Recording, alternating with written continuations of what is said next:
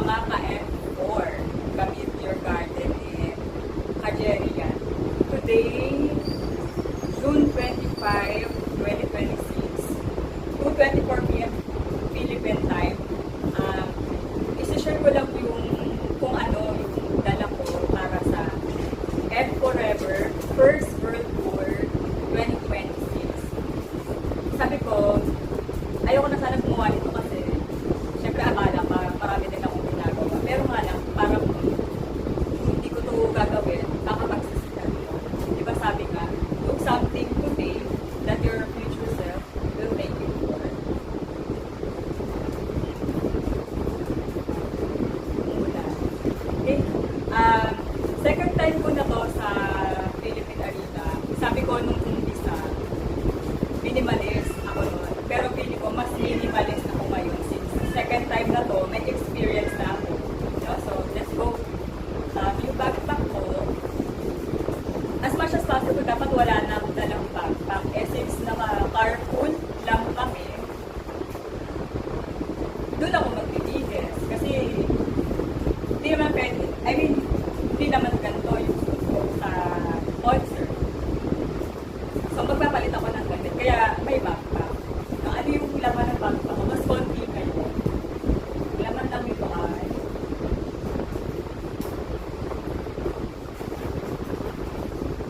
damit ko lang din. Ito yung damit ko. Shorts. And ano yung shorts? Ang shorts na gagamitin ko doon ay yung final decision ko na since sponsor, marami akong napabasa. Kailangan comfortable ka, which is true. No? Anyway, black naman siya. Tapos denim.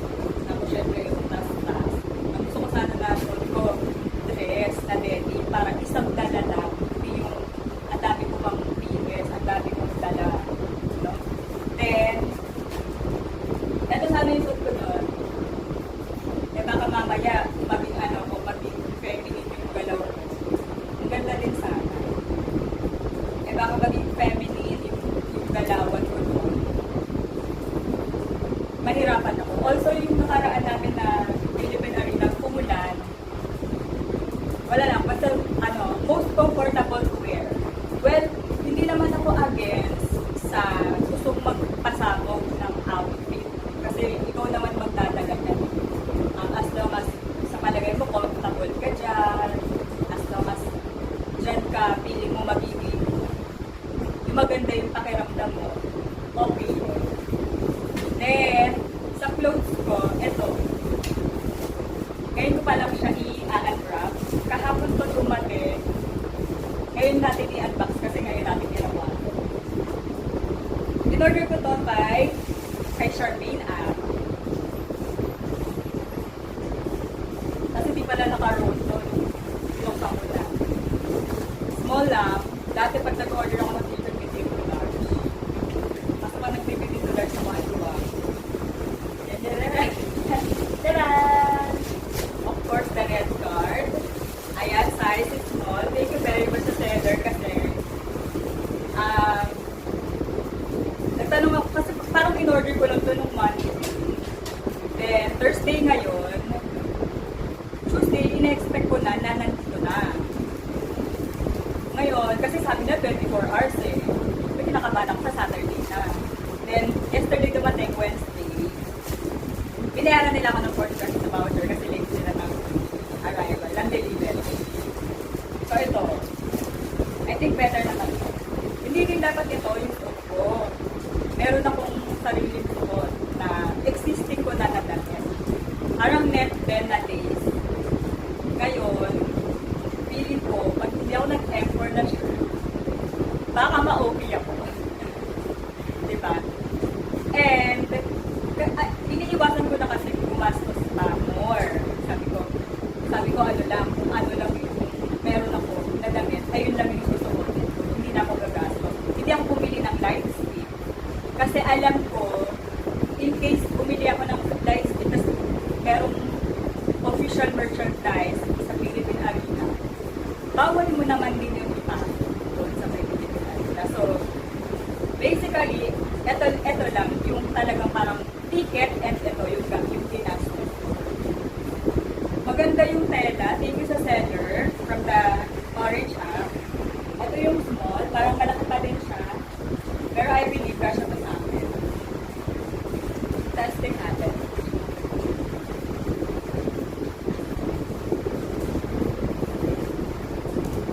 Baka masira yung earphone. Hindi na lang natin sa concert. Baka masira yung earphone. Nagkirapan natin.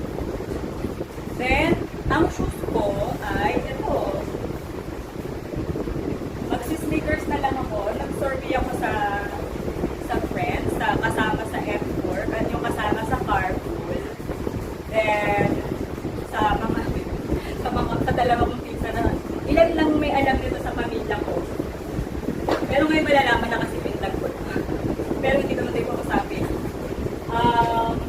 Dapat magbuboots ako, kaso nga lang, nakaboots na kasi ako nung nakaraan. Magbuboots ako kasi ayun yung proper, for me lang ha, sa sarili ko lang ng perspective, ayun yung proper shoe kapag uma-attend ka ng concert. Naka-boots.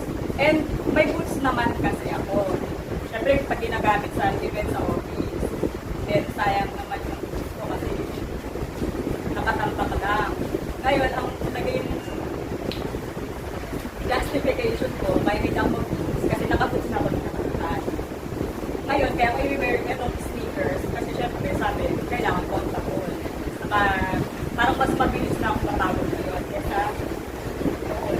So, ito yung suot ko para sa F Forever First World Tour 2020. Baka mabuti naman sa bata. Ayan, ang ganda ng t-shirt, ang ganda ng tela. Ayan. Then, meron akong suot na dala kasi sa office, palaging mga senior citizen yung mga kasama ko. Nagdating kasi ako, so sabi nila, magdala ka ng suot, magkagano'n ang mga bad energy, lalo na Philippine Arena, sobrang daming tao. Iba't iba ng energy yung makakasalamuhan. Although, lahat naman excited, although lahat naman high energy and positive energy. Wala lang. Pero so far, parang effective naman sa akin. Then, ayun lang, ito lang naman ang bago. Yung damit ko lang, na kung meron sana akong sarili sa kanya, hindi ako mag-cartoon. Ito na yung ko, di ba?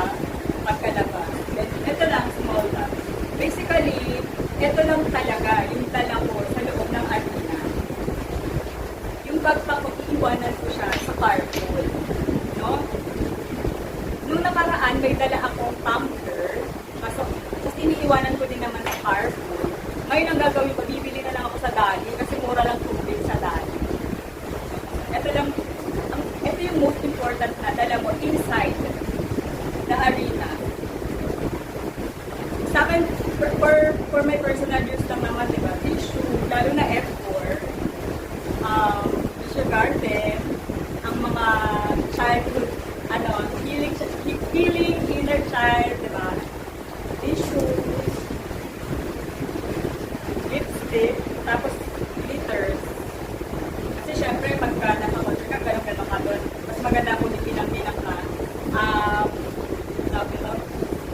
I-share ko to sa mga ka-carpool nito. Okay lang sa akin kahit maubos namin ito. Usually, pag may ganito ako, tinitipid ko. Pero ito okay na kahit maubos namin. Then, power bank, 10,000 mAh. Ang pwede lang dalahin inside the arena, not more than 20,000. So, ito 10,000 approved.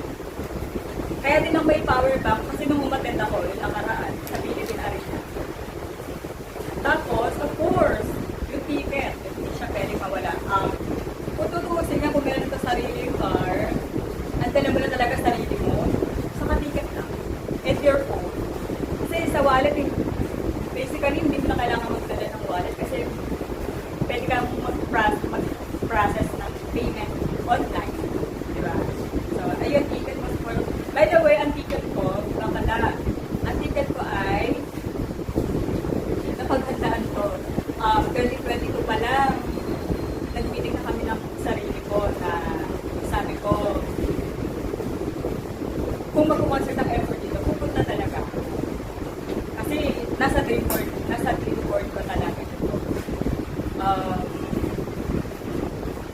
in-expect ko na yung ticket price ay 20,000 talaga pataas kung VIP.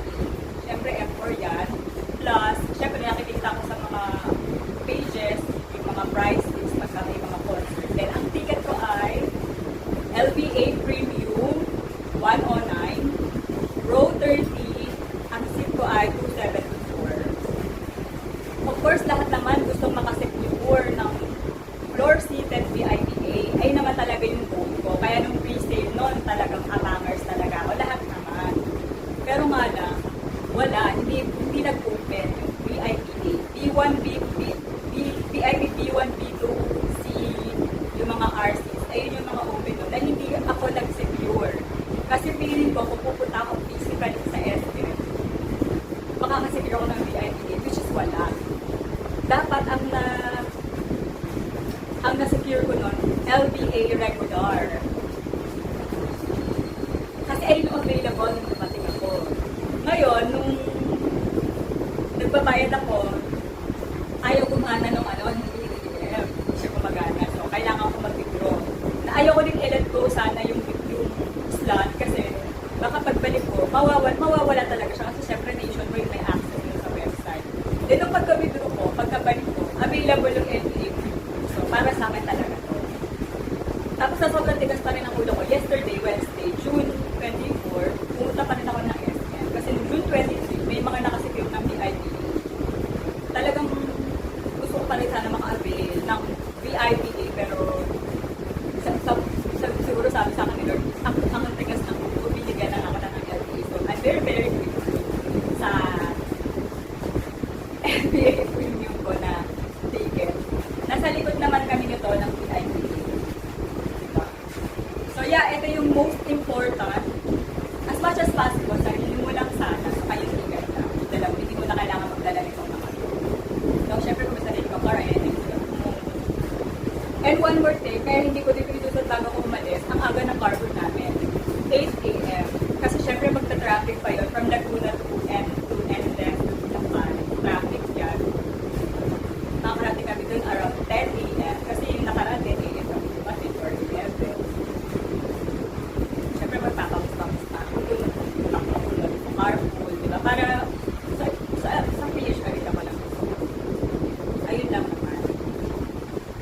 Tapos, ano pa ba naman? Siyempre wallet. Tapos may dala lang akong eyeshadow. Hindi ko sure kung dadalhin ko pa ba ito. Tingnan ko bukas. Pero, wala, sayang naman malagay din sa eyes, diba? Saka, angas kong magpahiram ng ano ngayon, ng personal ko na gamit. Mas mabait na ako ngayon. Tapos may dala akong pen. Kasi lagi talaga akong may dalang pen. Baka may papirmahan sa pan. Pero ilalabas ko din, hindi ko ito dadalhin inside arena kasi bawal ko. Yung nakaraan ko na PH Arena, iniwan ko sa door. Sa door. And ang nakakatuwa pa, libre kami ng light stick. No? And speak of light stick, gusto kong i-acknowledge si Ashin, Ashin of Bakery, the vocalist of Bakery. No? Kasi siya talaga yung producer. Siya yung producer nitong F4 first or ay, by the way, baka lang kalimutan ko. Valid ID, kailangan dalhin. Any valid ID.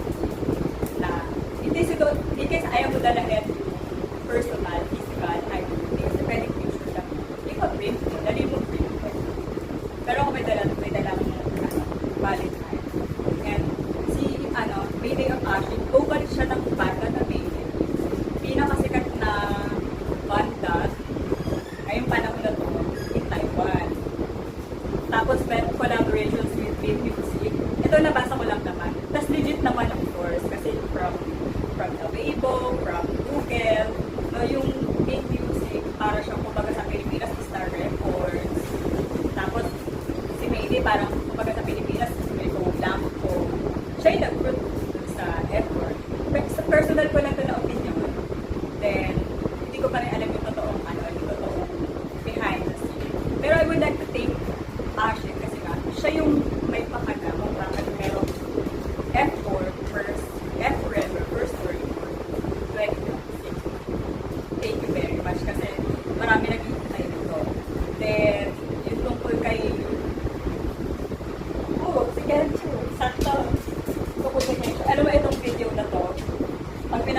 For me lang naman.